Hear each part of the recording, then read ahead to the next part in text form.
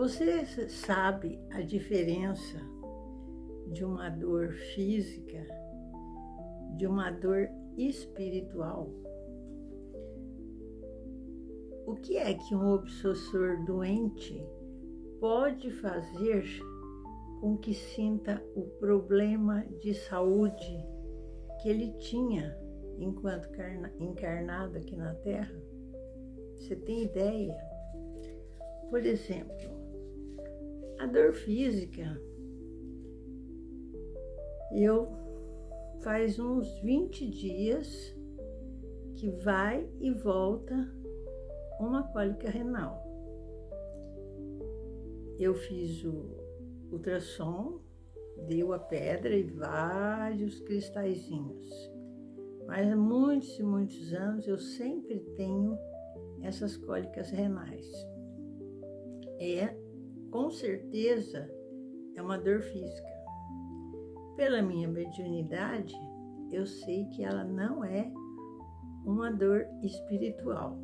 Ou seja, a dor e a doença podem ser causas físicas, como lesões, problemas posturais, mas também podem ter origens no plano espiritual. Silvia, eu não sei lidar com a dor. Eu quero resolver imediatamente. Eu acredito que muita gente reage assim também como eu. Conforme Flávio Chu, a dor é uma sensação muito desagradável que serve como um alerta de que algo dentro de nós não vai nada bem, ou que certos comportamentos estão nos causando danos. São temas pouco discutidos na sociedade moderna, cuja tônica principal é evitar as dores e o sofrimento a qualquer custo. A dor e o sofrimento não são muitos, nem considerados como resultantes do acaso, pois obedecem ao mandamento natural da evolução do espírito imortal. Se você compreender estas leis naturais, é possibilitar o autoconhecimento. Você tem que começar a entender as diferenças. No campo da espiritualidade, as diferentes correntes religiosas e filosóficas, elas têm percepções completamente diferentes sobre o significado da dor e do sentimento humano. Segundo a doutrina espírita, eles são percebidos de maneira positiva, por representarem a possibilidade de crescimento e purificação do espírito, através do resgate de erros cometidos no passado. Então, a dor é sim considerada como o aguilhão, que impele o homem para frente no caminho do progresso. Nesse sentido, a dor vai levar à introspecção e à reflexão, ajudando a vencer as paixões. É considerada como o caminho do aperfeiçoamento. O livre-arbítrio, meus amigos, proporciona a opção como e quando agir. E este agir pode liberar o espírito do sofrimento ou incitá-lo ao mesmo. Eu sou Silvia Coelho Matos e o tema de hoje é: existe diferença entre dor física e espiritual? Na visão espírita, a dor física e espiritual, ela tem um propósito evolutivo, sendo um catalisador para o aprendizado, a transformação e a busca por Deus. Muitas vezes está ligada a erros passados ou a necessidade de desenvolver a compaixão. A dor física, ela vai alertar para a preservação do corpo, enquanto a dor espiritual, ela pode surgir de uma desconexão com as leis divinas, um desrespeito ao amor ou a busca por coisas materiais, levando o espírito a ter de recomeçar para aprender. O sofrimento é visto como opcional, transformando-se com a vontade individual de evoluir e se desprender das imperfeições do ego. A dor física é um alerta. Eu falei logo no começo. A cólica de rim, aquela dor terrível, né? Então, essa dor física é um alerta como um mecanismo de autopreservação. Mas é difícil entender que a dor pode ser uma bênção, que ao nos impulsionar a buscar auxílio ou a mudar, nos leva ao progresso. A dor física, ela pode vir acompanhada da dor moral, exigindo uma atenção não apenas biológica, mas também dos ensinamentos que a dor transmite. E o que seria a dor espiritual? Moral origina-se da falta de conexão com as leis divinas, do egoísmo, do orgulho, da vaidade ou de atos que desrespeitam o amor. Aí vocês vão pensar, né? Por que pode ter influência espiritual? Ou seja, espíritos em desequilíbrio podem atuar como obsessores, são os espíritos inferiores, influenciando as pessoas e causando doenças físicas ou mentais? Pois é. Segundo a doutrina espírita, a obsessão é a ação persistente de espíritos inferiores que buscam dominar ou influenciar um indivíduo. Os espíritos obsessores podem causar doenças?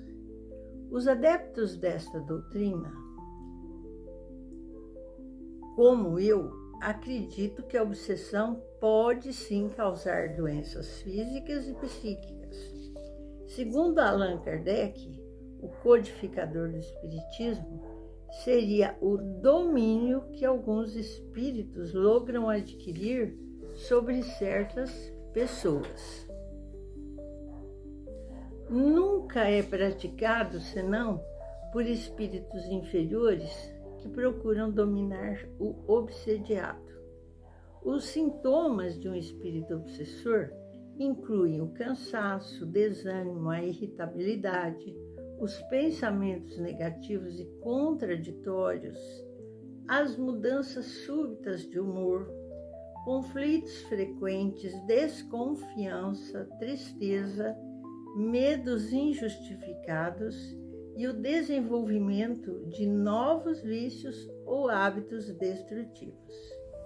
Em níveis mais intensos, pode haver perda de controle sobre os próprios atos, subjugação, agravamento de dores de cabeça crônicas e problemas gástricos, e uma constante sensação de desequilíbrio.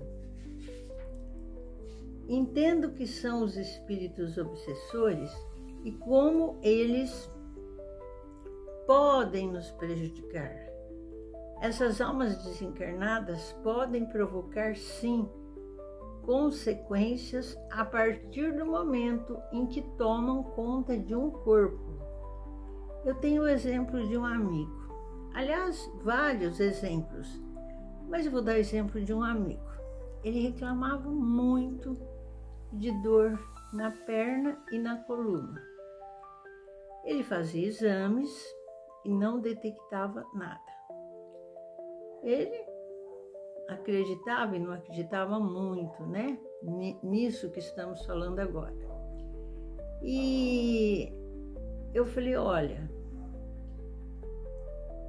isso que você está sentindo é um espírito obsessor que teve um problema, né, na coluna, na perna, e ele está tão perto de você que você está assimilando todas as dores dele.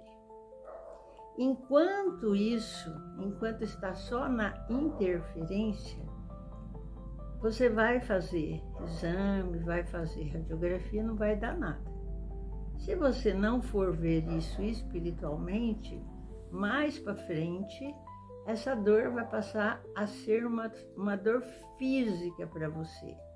E aí você vai fazer exame e vai aparecer nos exames esse problema na perna e na coluna.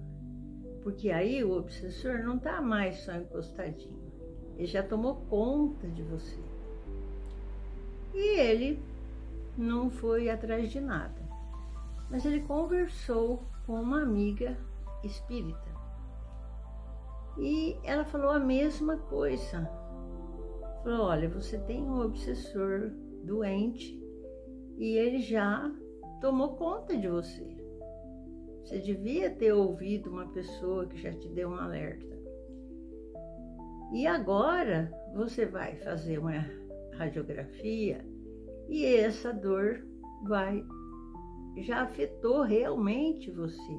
Não é só mais interferência. Ele já tomou conta. Então essa dor já passa a ser uma doença sua. E ele procurou depois, né, um hospital que não era totalmente espírita, mas as pessoas ali tinham uma noção, né, do que poderia estar acontecendo. Teve que fazer a cirurgia, ele teve para ele essa doença que passou a ser uma doença física dele, com intervenção do obsessor doente. Quer dizer, hoje ele já está bem, ele não tem mais dor, mas demorou muito para aceitar que esse problema poderia ter sido resolvido há muito mais tempo. Os espíritos podem influenciar as ações de uma pessoa? Conforme o Livro dos Espíritos, quando perguntado se influem os espíritos em nossos pensamentos e em nossos atos, os mentores dizem muito mais do que imaginais. Influem a tal ponto que de ordinário são eles que vos dirigem. O codificador do Espiritismo ainda teve a oportunidade de complementar no item 232 do Livro dos Espíritos o seguinte: seria errado pensar que é necessário ser médium para atrair os seres do mundo invisível. Esses espíritos, eles povoam o espaço, estão constantemente ao nosso redor, nos acompanham, nos veem, nos observam, intrometem-se nas nossas reuniões, procuram-nos ou evitam-nos conforme os atraímos ou repelimos. Isso quer dizer que todos nós, de alguma maneira, estamos susceptíveis à ação dos espíritos. Podemos dominar esta influência espiritual como natural, já que alguns destes espíritos por não estarem completamente conscientes de sua situação na dimensão espiritual e ainda acharem, né, que estão encarnados, eles conseguem sim influenciar nós aqui encarnados, mesmo sem termos algum interesse específico em prejudicá-los, mas porque sentem alívio ao se aproximarem e dessa forma dividirem conosco suas dores e sofrimentos. Nós podemos incluir também nesta categoria todas as influências dos espíritos bons, como os espíritos familiares, protetores e mentores. E no caso que faz com que os espíritos passem a perseguir pessoas querendo prejudicá-las. Bom, frequentemente isso acontece por conta de conflitos ou de outras vidas ou dessa, quando algum espírito que se sentiu prejudicado, ele pode desejar vingar-se e tentar devolver as dores que sentiu ao seu causador. Além disso, essa situação pode ser causada pelo sentimento de inveja de um espírito que, em função da sua inferioridade moral, ele não consegue aceitar a prosperidade do encarnado. Inflama aí dentro dele o desejo de destruir aquilo que ele não conseguiu quando esteve aqui encarnado.